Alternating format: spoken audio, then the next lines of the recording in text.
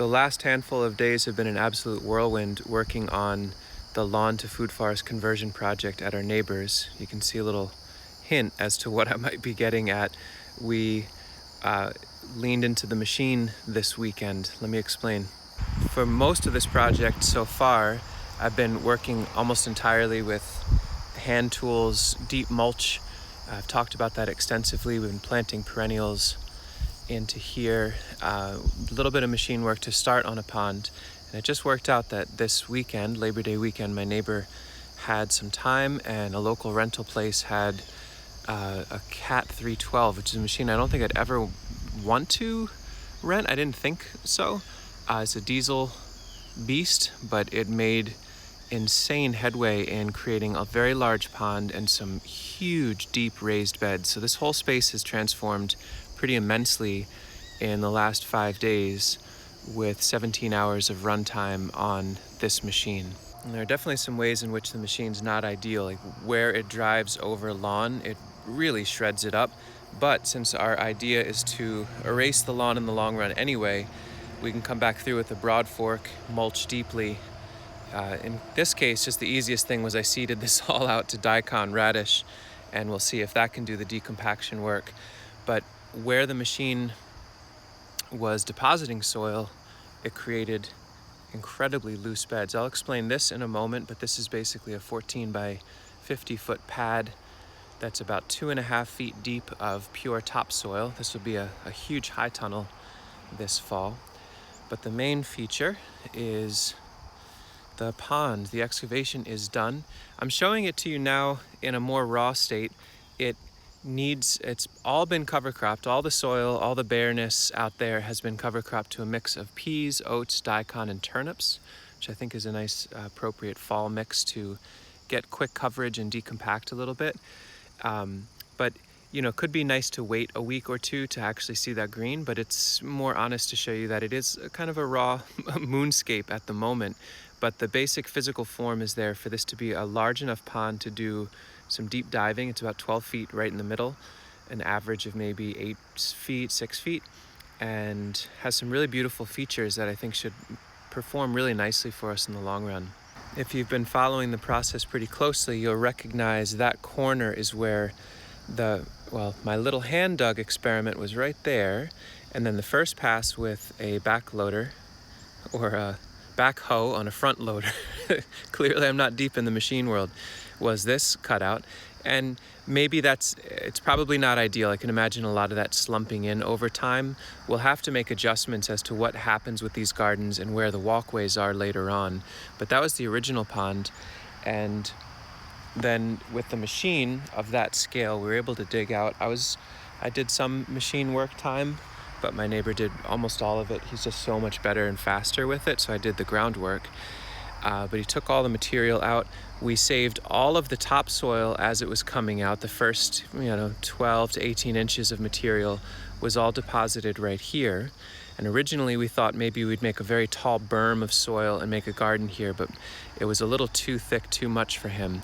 But once the topsoil was out, the subsoil started coming out.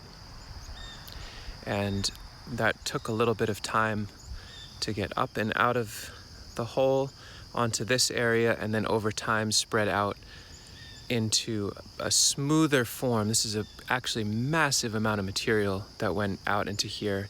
And we were pretty intentional about putting the subsoil upslope. So with a lot of ponds, what folks would do is set it up so that it draws surface water in from upslope in order to recharge the pond. In our context, we are on a north-facing slope. It's a pretty wet slope to begin with, and in a drought year, we observed when we dug out that first corner that it filled from the bottom up. There was a water-bearing sand layer that we hit. And so as he dug, we looked for wherever that sand layer was and cut through it to reveal it. And so this pond is filling slowly from the bottom up. It's ice cold, it's very, very clear, and we do not want surface water to ever get into this pond. If we can have it only fill from the bottom, then that should keep it very clean and pure for a very long time.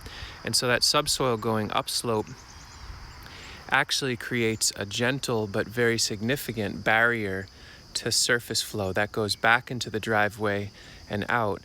Water that does pool up against that can infiltrate underneath, sink down, and feed the pond from below ground, but we don't want any surface coming in. So this whole lump now is sown to peas, oats, and daikon, and we'll come back to that as far as planting out an orchard and some beautiful trees on here in the future. We just want to get some green coverage there for the fall. And part of the process with this is to think through the inevitability of overflow for this. And the original little pond, you could see where the rice paddy is over there. That is where the overflow was. We brought out, he has a level or a transit with a laser level. And so I went through, you can see this uppermost walking path with the hay bale there.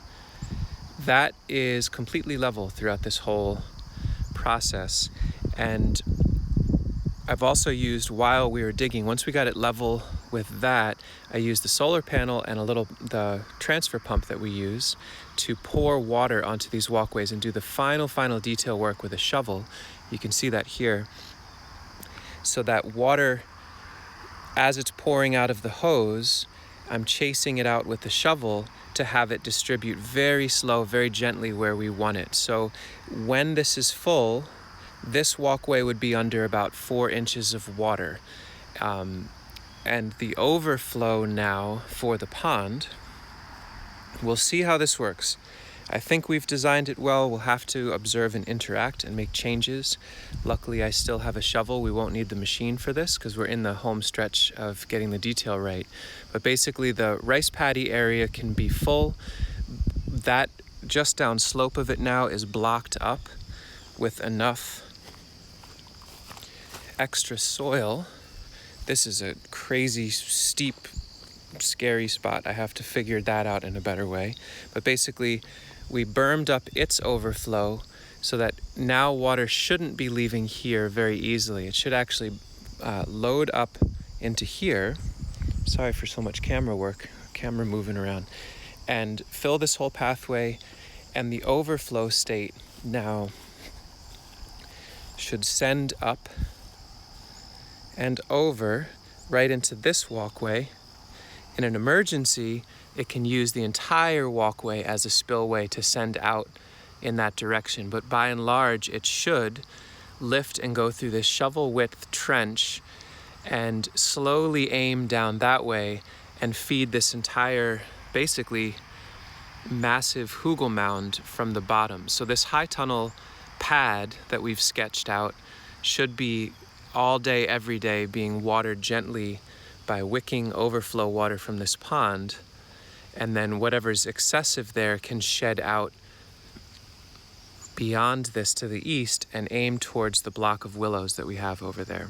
We'd gotten the depth to where we wanted it at first and then realized we could actually go a little bit deeper. It was a little bit sketchy for him to come in down this pad with the machine, but he has enough experience with it. He put the front blade down to be secure and took another couple deep passes in order to get that extra material, because we're anticipating that from the original digging and some of the awkwardness of the angles that these more steep walls are going to fall in and fill in the pond a bit. So we went deeper than we ultimately wanted with the hope that it'll be 9-ish feet deep in the future. What's been pretty stunning to see is that all of this water you see in here has come from the bottom up in the last few days, and that includes having this pump running all day with the sun on. I mean, it's not a huge pump, it's a little 12-volt baby with a 1/2-inch diameter, but even overnight, I'm monitoring it based on the water line right here. It's very flat in there, a little bit of a bump, and the water was down there after drawing it out all day yesterday. Now it's to here. Probably by the end of the day, it'll overflow this.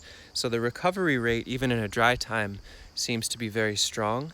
I'd like to learn exactly what the limits are and how fast it recovers, and can we design solar-powered floating filter islands in here, one to oxygenate and stir water and make some niceness, but then another one that can be set up to basically just water this whole area, basically have like swales and distribution channels all through here that water can be sent up, sent through all these gardens and meander its way down through basically any day that it's sunny, can we have all of this be watered with one solar panel and a pump, and then ultimately water the gardens down below? That remains to be seen, but the infrastructure is there to at least explore it.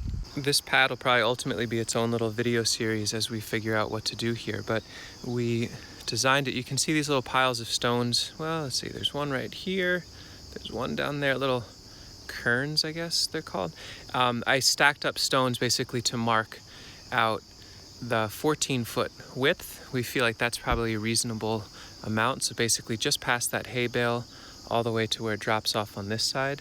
You can see the corner over here, and it's 50 feet from here all the way to the back. So this will be very much larger than any of the other high tunnels we work with. And it's running east-west, which means it puts it on contour for the most part, and also works well with predominant breezes. We can ventilate it in the summer pretty well, and it's poised in a place where it's basically to the north and east of the pond. So the idea is the later day sun in the winter can reflect off the pond and accumulate a little more heat. And we'll see how it goes, but one of my plans is on the far west end, the pad of soil I'm walking on, which is just crazy, 2 feet of topsoil plus. This far end drops off, and I think what I'm going to try to do is design in a pond that is inside this space that'll be 14 feet wide, go back about 6 to 8 feet, and go down about 4 feet. So we have a huge amount of water inside the high tunnel for winter use, and experiment with thermal battery. Can we draw water from the pond in the winter, warm it with solar energy in here, and have it overflow through the beds? That'll be fun to experiment with. That's later on. I feel like this video is long enough. Basically, here's a massive crater in our neighbor's lawn on its way to becoming a really compelling ecological magnet and useful space. And there you go. Thanks for watching. And just as a side note, for those of you that feel upset or disappointed that I was open to using a machine like this, I think it's important to acknowledge I always prefer to do things by hand. I like that level of intimacy and detail and feeling empowered to do it. But I also feel like this is a machine that for the maybe 20 gallons of diesel, which is not an insignificant amount, that's a fair amount of diesel. I could have easily burnt that much in gasoline, for example, at the other site, driving back and forth over months and months to hand dig it. So I'm still doing that, but I'll end up having used more gas to hand dig a pond at a different site than we did using this here. It's kind of strange complexity, but anyway, it'll go back to the rental shop today. We'll never see it again, and hopefully all the things that it made possible will last here until the next ice age and produce tons of food and value and sequester so much carbon that this would be a drop in the bucket. But that's on us to make sure we do it. Long side note there. Thanks.